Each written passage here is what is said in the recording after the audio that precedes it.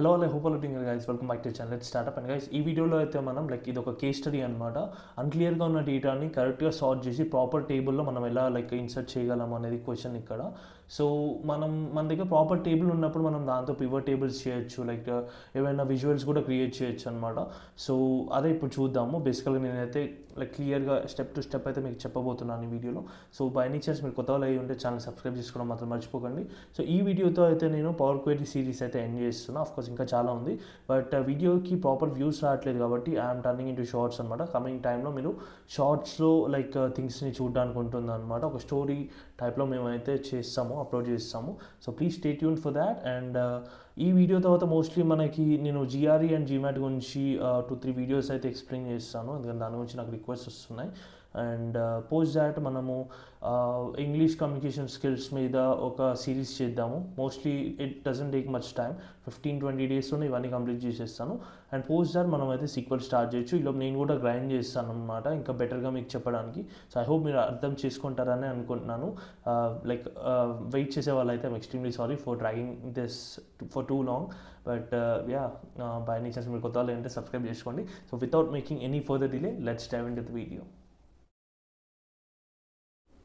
So guys, first అయితే నా దగ్గర ఒక డేటా ఉందన్నమాట. ఇది కొంచెం చూడాలంటే మనకి ఇక్కడ బ్లాంక్స్ ఉన్నాయి చూడండి.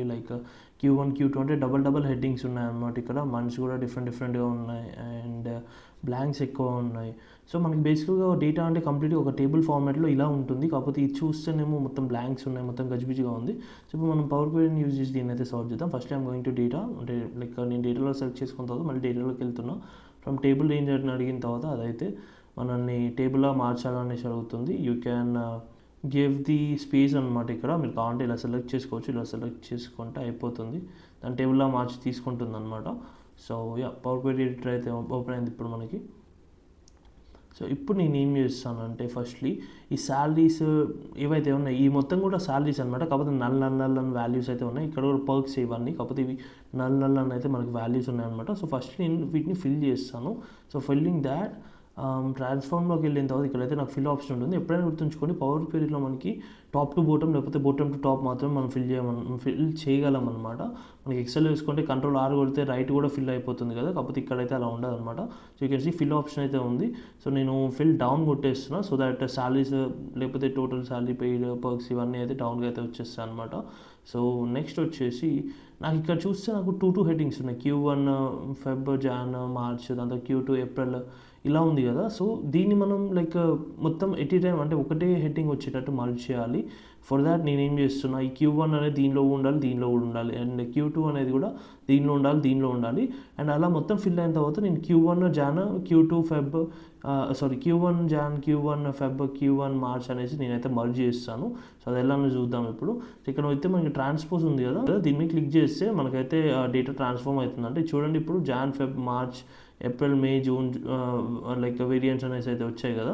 సో ఇప్పుడు ఏం చేద్దామంటే సింపుల్గా ఇక్కడ Q1 ఉంది, సింపుల్గా నేను ఈ కాలమ్ని సెలెక్ట్ చేసుకొని మళ్ళీ ఫిల్ అయితే కొట్టేస్తున్నా, ఫిల్ డౌన్ కొట్టేస్తున్నా. ఇప్పుడు చూడండి Q1 Q2 ఇట్లా అయితే వచ్చేసింది.